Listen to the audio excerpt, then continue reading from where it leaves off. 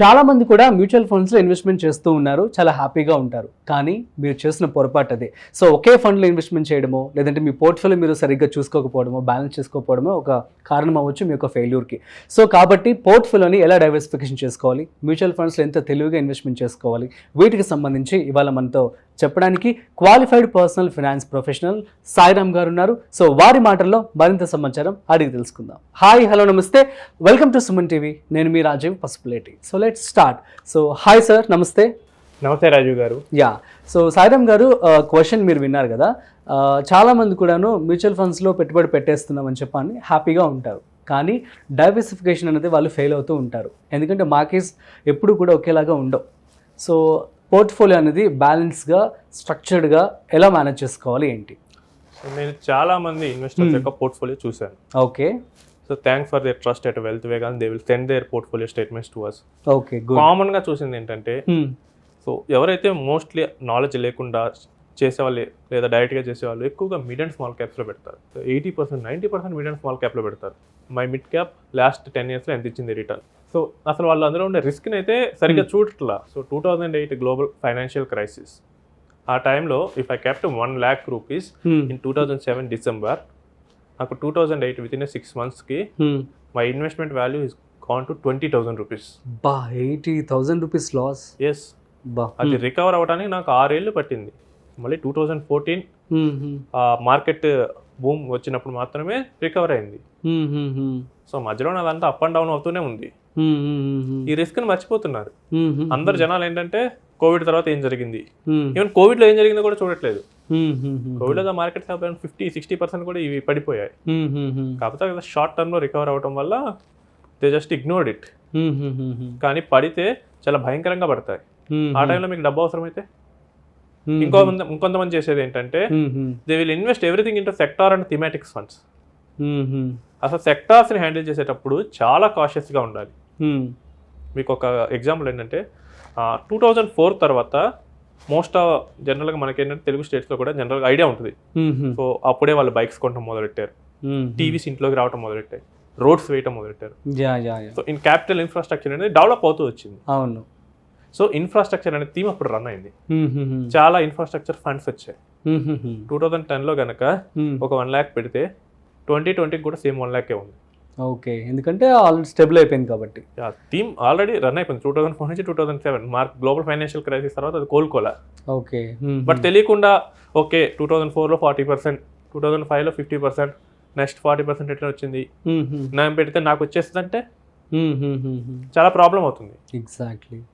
And మొన్న కూడా defence stocks rally వచ్చింది. ఆపరేషన్ సింధూర్ టైంలో అంతకుముందు కూడా ఒక ర్యాలీ వచ్చింది. బట్ అక్కడ ఉండే అండర్లయింగ్ ఏంటి, డిఫెన్స్ స్టాక్స్ డిఫెన్స్ కంపెనీస్ ఇస్తాయి. అవును. వాటి ఓనర్స్ గవర్నమెంట్. ట్రూ. క్లయింట్ ఎవరు? గవర్నమెంట్. రేపు ఆల్ ఆఫ్ ఎ సడన్ ఇలాంటి టెన్షన్ వచ్చిందని చెప్పి let's don't make money in this defence companies అని గవర్నమెంట్ ఫిక్స్ అయితే స్టాక్స్ ప్రైజెస్ ప్రాఫిట్లు పెరిగితే పెరుగుతాయి. అసలు ప్రాఫిటే తీసుకోవద్దని గవర్నమెంట్ చెప్తే ఈ రిస్క్ ఉంది. ఇది కూడా మర్చిపోతారు చాలా మంది. ఒక హెర్డ్ మెంటాలిటీలో వెళ్ళిపోతారు. సో మీ మ్యూచువల్ ఫండ్ పోర్ట్ఫోలియో లేదా స్టాక్ పోర్ట్ఫోలియో కన్స్ట్రక్ట్ చేసుకునేటప్పుడు మీ మెజారిటీ వెయిటేజెస్ మీరు కనుక రిస్క్ ఎక్కువ తీసుకోగలిగితే better give to 50% or 60% to multi caps. Okay, నేను అంత తీసుకోలేనంటే గివ్ టు ఫ్లెక్సీ క్యాప్ చేయండి. నేను అది కూడా చేయనంటే do for a large cap. Okay. అంటే మీరు ఇల్లు కట్టేటప్పుడు పిల్లర్స్ ఎంత స్ట్రాంగ్ గా ఉంటే హౌస్ అంత స్ట్రాంగ్ గా ఉంటుంది. ఓకే, అవును, ఆబ్వియస్లీ. పోర్ట్ఫోలియోకి పిల్లర్స్ లాంటివి ఇవి, ఇది large cap or flexi or multi cap. Next ఒక మల్టీ అసెట్ కానీ బ్యాలెన్స్ అడ్వాంటేజ్ ఫండ్ కానీ 15 to 20%. అంటే ఇప్పుడు మీరు చెప్పేది లార్జ్ క్యాప్ కానీ ఫ్లెక్సీ కానీ మల్టీ, ఈ మూడిట్లో పెడితే బెటర్ అంటే ఒకటి పెట్టుకోండి మీ రిస్క్ తగ్గట్టు. I'm a conservative investor, invest in a large cap fund majority.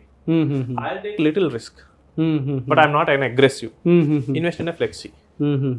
లేదు I'm an aggressive, my goal is 15 years.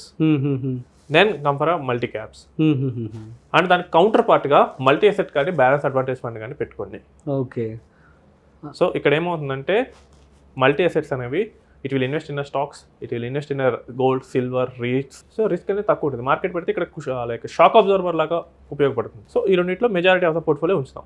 Okay. 5 to 10% మనకు అప్పుడప్పుడు మార్కెట్ పడితే క్యాష్ కావాలి కదా. True. I'll invest in a debt fund, like maybe an ultra short duration fund. So ఇక్కడికి మీకు almost ఉన్న market మొత్తం ఇక్కడ రెప్లికేట్ అయిపోతుంది. ఓకే నాకు నాలెడ్జ్ ఉంది, I want better returns, then come for sector or thematic fund. Okay that should not cross 10% of your portfolio. ఇంకొంచెం అగ్రెసివ్గా తీసుకున్నా అంటే ఒక మిడ్ అండ్ స్మాల్ క్యాప్ని కూడా మీరు యాడ్ చేసుకోవచ్చు. ఓకే వీటిని దాటి ఈ 5 ఫండ్స్ని దాటి ఎవరైతే ఇన్వెస్ట్ చేస్తున్నారో they will become a collector of the funds. Okay I have seen a portfolio where 96 funds for there. Every ఎన్ఎఫ్ఏలో పార్టిసిపేట్ చేశాడు. వాళ్ళ కొలీగ్ ఆ ఫండ్ బాగుందంటే పెట్టాడు. ఆయన రీసెర్చ్ చేసేటప్పుడు ఒక యూట్యూబర్ ఈ వీడియో బాగుంది, ఈ ఫండ్ బాగుందంటే పెట్టేశాడు. 96 ఫండ్స్లో పెట్టారా? దాన్ని రివ్యూ చేయడానికి మా సాఫ్ట్వేర్కి పొద్దున మొదలు పెడితే సాయంత్రం అయింది.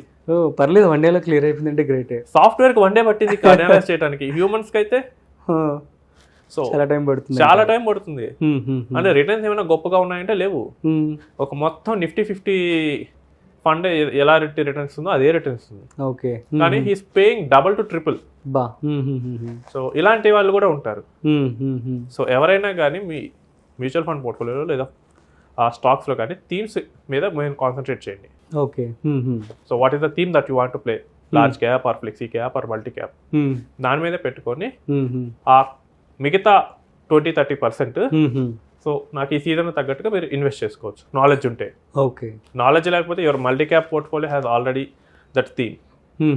సో చాలా మంది ఇప్పుడు ఏంటంటే ఆ బ్యాంక్స్ వాటిలో పెడతారు పిఎస్యూలో. మీరు కనుక మీ మ్యూచువల్ ఫండ్ పోర్ట్ఫోలియో కనుక అనలైజ్ చేస్తే మెజారిటీ బ్యాంక్స్లోనే ఉంటుంది.